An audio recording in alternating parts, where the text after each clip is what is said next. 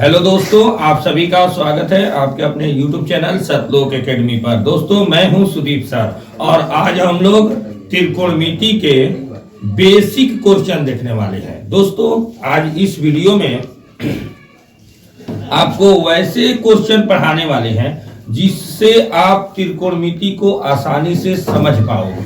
यानी बेसिक त्रिकोणमिति का क्वेश्चन एकदम सबसे शुरू जीरो से हीरो होता है ना, तो जीरो लेवल का क्वेश्चन करा रहे हैं, जो आप देख सकते हैं यहाँ पे बोर्ड पर। देखिए तो ध्यान से देखिए, त्रिकोणमिति बेसिक क्वेश्चन, त्रिकोणमिति का बेसिक क्वेश्चन है। ध्यान से देखिए, क्वेश्चन नंबर 1 है, यदि tan थीटा बराबर 5/12 तब cos थीटा के मान बताइए। दोस्तों, इस तरह के क्वेश्चन आपको थोड़ा सब में डिफरेंट है, भिन्न है थोड़ा, ठीक है। तो देखेंगे इस क्वेश्चन को बनाने के लिए सबसे पहले आप क्या करेंगे, ये tan थीटा है, तो tan थीटा का आपको मान याद होना चाहिए।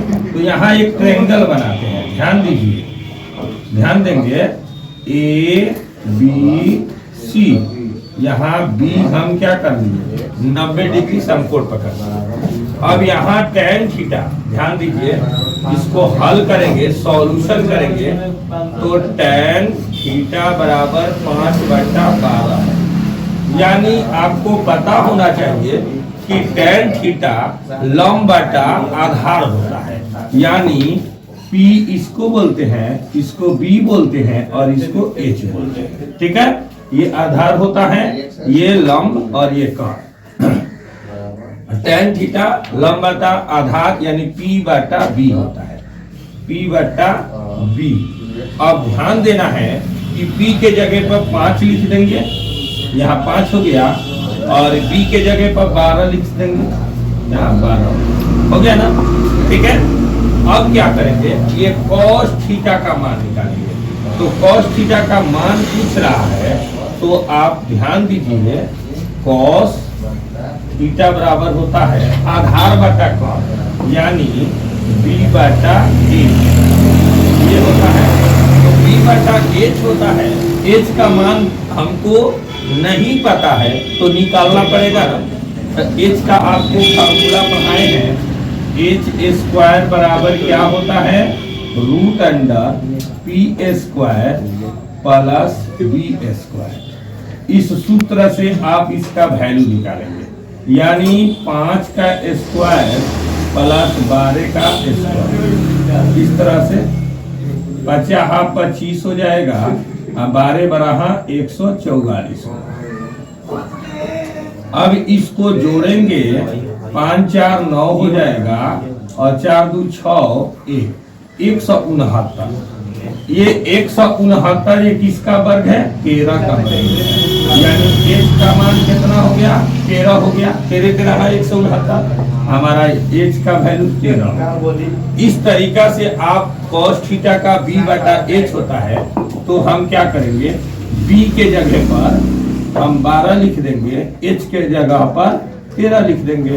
ये आपका आंसर हो जाएगा, cos थीटा का मान निकल गया, है ना। एकदम आसानी से बेसिक माध्यम से एकदम ऐसे बना सकते हैं, लेकिन आपको सूत्र पता होना चाहिए। सूत्र पता होगा, आसानी से बना पाओगे, कोई दिक्कत नहीं। समझ में आ रहा है ना जी?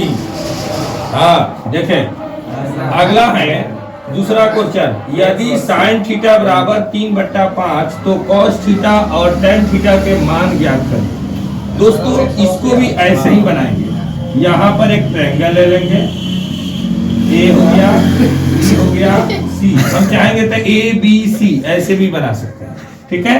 ध्यान दीजिए, अब यहाँ sin थीटा, इसको हल करेंगे, ध्यान दीजिए, sin थीटा, इधर ध्यान दीजिए सभी, 3/5 sin थीटा 3/5 हो गया।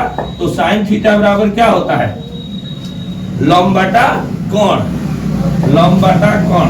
तो लंब किसको बोलते हैं, यानी ये P होता है, ये H, ये B। तो लंब बटा कोण यानी P/H होता है, P/H होता है। इसमें P के जगह पर 3 चला गया, यहाँ P के जगह पर कितना हो जाएगा, ध्यान दीजिए, P के जगह पर 3 हो गया और H के जगह पर 5 हो गया।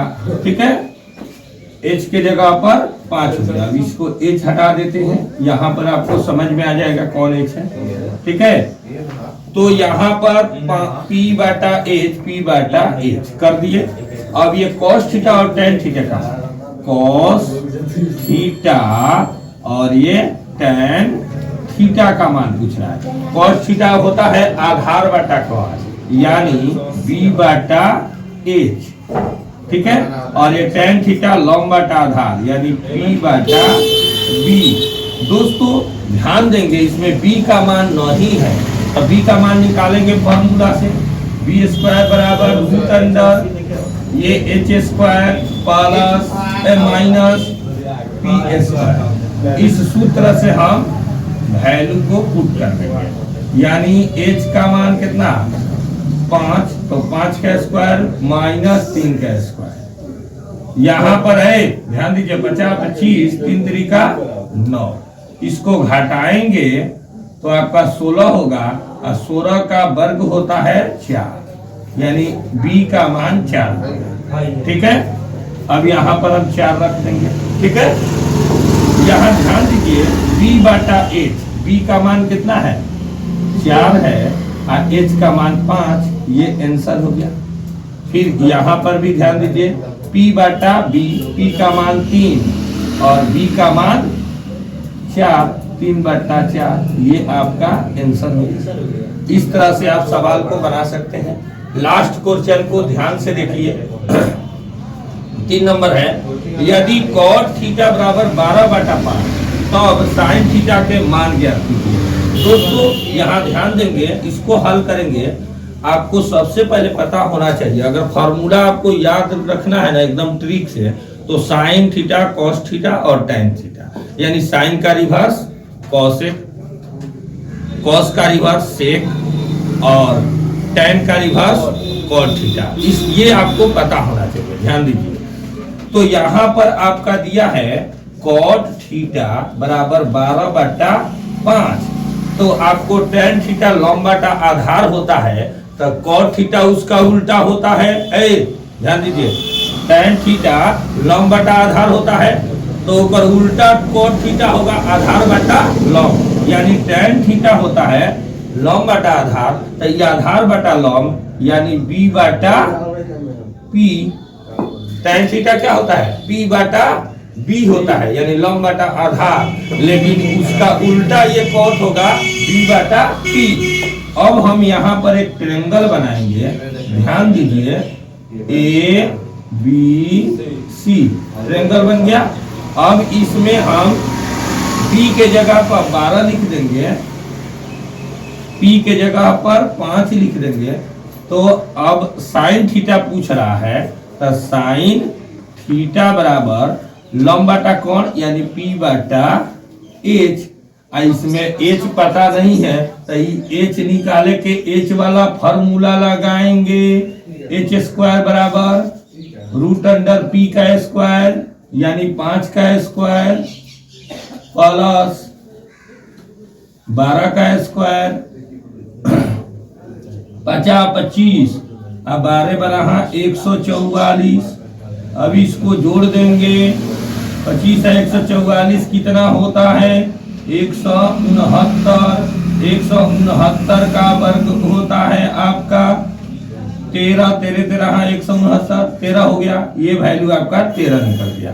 इस तरह से आप sin थीटा बराबर P बटा H, तब P का मान कितना हो गया 5, H का मान 13, तब 5 बटा 13 आपका आंसर सही हो गया। ठीक है, सबको समझ में आ गया। आप लोग इसको प्रिंट कर लीजिए, इसको प्रिंट कर लीजिए सभी। ठीक है, मिलते हैं नेक्स्ट वीडियो में।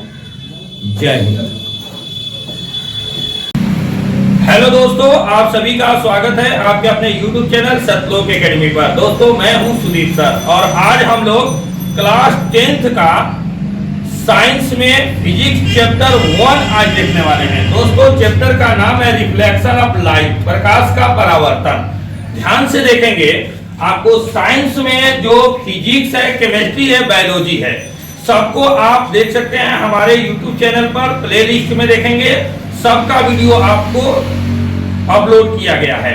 तो आप यहाँ पर देखेंगे, इस वीडियो को ध्यान से देखिएगा, इसमें आपको बहुत अच्छे ढंग से समझ में आएगा, क्योंकि इसमें एकदम बेसिक से आपको रिफ्लेक्शन ऑफ लाइट, प्रकाश का परावर्तन बताया गया है। ध्यान से देखिए, सभी ध्यान से देखें। देखिए तो साइंस में फिजिक्स का चैप्टर 1 है रिफ्लेक्शन ऑफ लाइट, एनसीआई, ठीक है। रिफ्लेक्शन ऑफ लाइट, प्रकाश का परावर्तन, क्या है? प्रकाश का परावर्तन। अब यहाँ पर हम देखेंगे, इसमें प्रकाश के परावर्तन में कुछ कंसेप्ट दिया गया है। जिस कंसेप्ट को अगर आप समझ लेते हैं, जिस कंसेप्ट को अगर आप पढ़ लेते हैं, तो एकदम आसानी से इसके आगे का रास्ता साफ हो जाता है। आगे को प्रकाश के परावर्तन में आगे और समझने में आपको आराम होगा, समझने में आसान होगा, ठीक है। अब कोई कहेगा आराम होगा, आराम माने आराम से बैठ के समझ लेंगे। चलिए, ये देसी भाषा है, चलिए आगे बढ़े। यहाँ पर प्रकाश एक विशेष प्रकार की ऊर्जा है। आपको याद रखना है कि प्रकाश एक विशेष प्रकार की ऊर्जा है। ए लड़का, हल्ला मत करो। हाँ ठीक है, ठीक है, पढ़ाई पे ध्यान दो। चलो देखिए, प्रकाश एक विशेष प्रकार की ऊर्जा है। प्रकाश क्या है? एक विशेष प्रकार की ऊर्जा है। ऊर्जा याद रखना, प्रकाश एक विशेष प्रकार की ऊर्जा है। एक यहाँ पर ध्यान देने वाली बात है, प्रकाश से क्या होता है? आप देखते हैं, प्रकाश से सोलर सिस्टम के द्वारा क्या होता है? ऊर्जा का स्रोत है ना। पंखा चला सकते हैं, बल्ब जला सकते हैं, खाना बनाया जा सकता है सोलर कुकर के माध्यम से, है ना। तो यही कह रहा है कि प्रकाश एक विशेष प्रकार की ऊर्जा है जो, ध्यान देंगे, दीप्तमान, दीप्तमान माने लाइट देता है ना। जो दीप्तमान, जैसे उधर प्रकाश है ना, अंजोर है, लाइट है, जो दीप्तमान वस्तुओं से निकलती है, यानी दीप्तमान। तो दीप्तमान वस्तु से जो प्रकाश निकला हुआ है, ये किसी वस्तु से न निकल के आती है। रोकिए, प्रिंट मत करिए, किसी वस्तु से। अब ये किस वस्तु से निकलती है? दीप्तमान वस्तुओं से निकलती है। तो दीप्तमान वस्तु सूर्य हो गया, सूर्य से प्रकाश निकल रहा है ना, तो दीप्तमान वस्तु क्या हो गया? सूर्य हो गया। तो ये आपको समझ में आया, प्रकाश एक विशेष प्रकार की ऊर्जा है जो दीप्तमान वस्तुओं से निकलती है, ठीक है।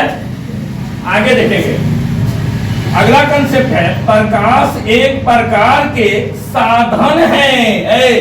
प्रकाश एक प्रकार के साधन है जिसके सहारे आंख वाले किसी भी वस्तुओं को आसानी से देखा जाता है। यानी जिस वस्तु को हम आंख से देख सकते हैं, उसको स्पष्ट देखने के लिए प्रकाश की आवश्यकता होती है।